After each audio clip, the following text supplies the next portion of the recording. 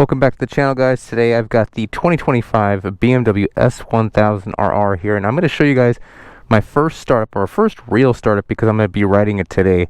I started up to kind of put it on the ramp for the truck, but this will be a first startup and ride and my impressions of the 2025 today. So let's get started. First, we're going to have to turn this thing on. Usually you get a full tank of gas to the bike, and I think Long Beach would have done that for me, but I was trying to rush them, so I'm not going to blame that. I'm going to blame it on myself that there isn't a full tank of gas in here already. So I had to fill it myself. I keep a couple gas cans in the garage for just an instance where I need some gas. Let's get her fired up. The bike still has that really high idle from start that we saw from the 20 plus bikes. It should calm down here in a couple seconds. Now I'm going to show you guys how to brake in the bike. I know I've showed you this on a few bikes before, but why not show you on a 25 S1000RR as well? And while I'm braking in, I'll give you my impressions of how the bike feels. So first step to brake in here is warming the bike up. A lot of heat cycles. We're going to do that first 600 miles before we get the service. So 600 miles is the goal, not for today. Today I'm just going to do 100 miles. I want to be able to walk at the end of the day. So you see the idle settled down now. And now we're going to check the temp here. I'm going to let it warm up a little bit longer than I normally do. We're probably going to get that temp up to about 180 degrees before I start going. And then even once I get going at 180, that doesn't mean the oil is at 180. It means the radiator fluid is at 180 degrees. Even when you get going, you want to make sure you start really low throttle, really low RPM, just cruise it very nicely. And then when it gets up to temp, that's when we're going to start beating her up a little bit. All right, I passed 180 on temp. Let's get going. Oh wow, the quick shifter is definitely different than previous models. It's so smooth, so unbelievably smooth. So every single generation with the quick shifter gets a little better and better. We saw with the initial offering of the K67, the 2020 was pretty smooth, and then we got a giant step up in that 2023, which basically took the shifter from the 21 M1000RR and inputted it, basically what they learned, into the 23 S1000RR. I'm noticing this is basically the same thing. They're taking the 23, 24 M1000RR and they're putting the shifter into this bike. The shifter is basically seamless at this point. Really nice. Then downshifting, wow, really good too. So for braking in here, I'm going to give you initial impressions while I brake in, but you want to vary RPMs and vary throttle loads, as well as letting the bike engine brake. That's really important too. So if I put it here, let it engine brake, and I'm going to use the clutch, the downshift, because I want to brake in the clutch as well.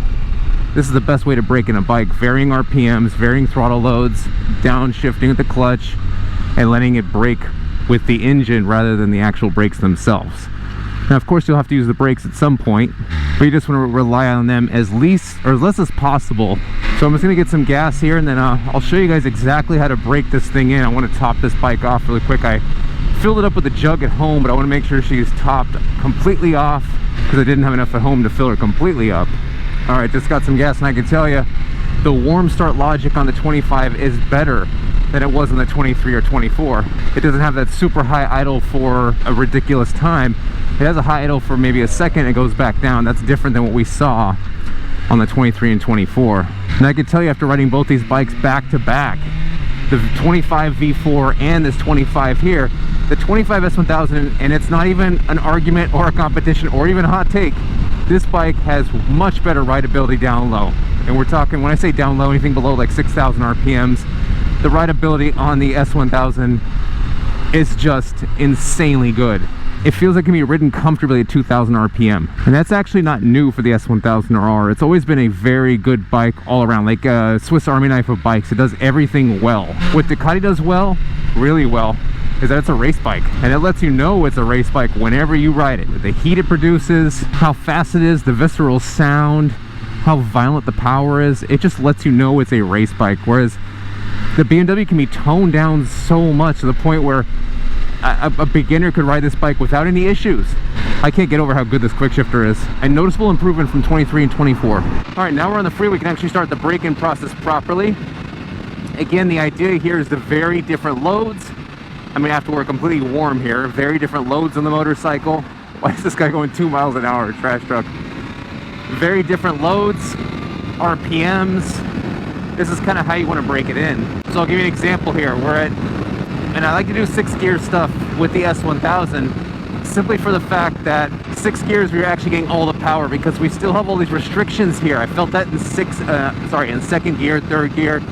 It still has those nasty restrictions we saw from the 20 plus models. So they've carried that over into 25.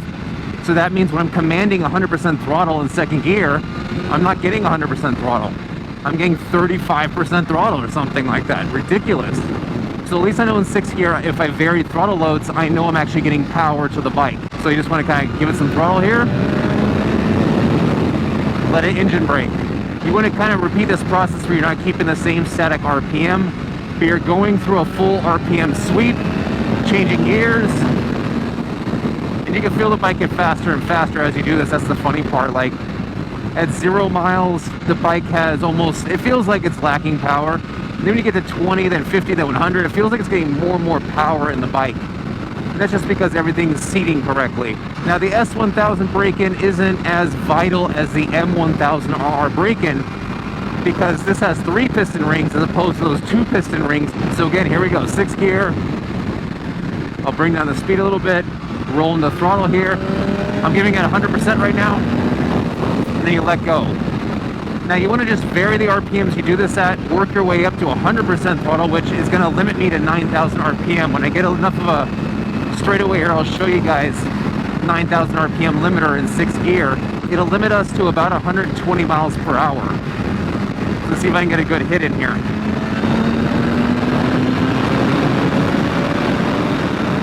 See? 123 miles per hour, that's it. So we're of course working with a static limiter here that we got to work around. So we can't go above 9,000 RPM and do a full break-in sweep across the entire RPM range. So for the first 600 we do up to 9,000 RPM, and we're varying throttle loads. Now of course this is much more important in the first 20 miles, and it becomes less important after that. The first 50 miles still being important, but not as important as the first 20, and then it goes down in value from there until we hit 600 miles, and it's really broken in well before that, to be honest. And one thing you should definitely avoid during break-in, I would say all times owning a bike, is rev bombing. If you're rev bombing the bike, it's not good for the bike at all. Let's put it this way, first thing. If you're gonna do it, don't do it during your break-in period. That is a death sentence for an engine. Do not be rev bombing at all, in my opinion. But if you gotta do it, at least wait till the first 600 miles to stop doing it. And don't do it for 5 hours in a row either, where the exhaust is glowing and lighting on fire. I don't know if you guys know this or not, but that's not good for an engine. The M seat that is now on the 25 is wider. It gives me more room to kind of move around on, which is good for me, but the caveat to the seat is it's an inch higher than its predecessor. So if you're a short king, you're probably going to want to get the comfort seat, which is an inch lower and a little bit softer. Or you're going to want to get our lowering kit, which is available now for the 25 S1000RR. The inch lowering kit, by the way, requires no cutting, and we have a detailed video on how to install it. It doesn't affect handling whatsoever. You still get the same great handling from the bike. It's just you're able to touch the ground a little easier. I can definitely feel the bike getting stronger. The funny part in the S1000 is the party doesn't even really get started on the bike until about 9,000 RPM, so we're not even really feeling the power of this bike. And we saw once we unlocked the bike, we are getting more torque through the low and mid-range than we are the 25 Ducati Panigale V4. And that's thanks to BMW shift cam technology. Amazing stuff. They're taking a bike that it's almost 1,000 cc's, and they're beating bikes that have over 1,100 cc's. It's crazy just from the shift cam. So I got about 600 miles of this boring stuff to do, so I'm going to do that, and then when we're done, I'll do a full review with dyno and with other supporting mods to see how much power we can get out of the S1000RR for 2025. Just to wrap up the break-in video here, varying throttle loads and varying RPMs. Let the bike engine brake. Heat cycling is important too, meaning letting it cool down until it's cold again, starting it back up again, using the clutch to downshift. All that stuff is important for break-in for the first 600 miles, and the first 20 being the most important. Or I'd even dare to say the first 100 are the most important. As far as first impressions for the 25 S1000RR go, it feels like a carbon copy of the 23-24 with very small differences that I'm feeling so far. One of those, of course, being the quick shifter I felt immediately.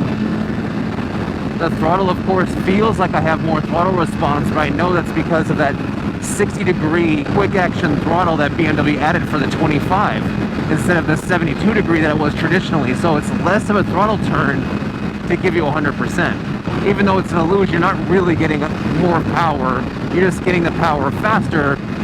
And if you're used to riding, let's say, a 23, 24 bike, it'll feel like it has more throttle response, but in reality, you just have muscle memory to twist, and it's giving you more power because now you're twisting it technically further. So that's going to do it for our break-in and first impressions. Next video we'll do with this thing, we'll do the first service, go over that with you guys, and I'll see you guys on the next one.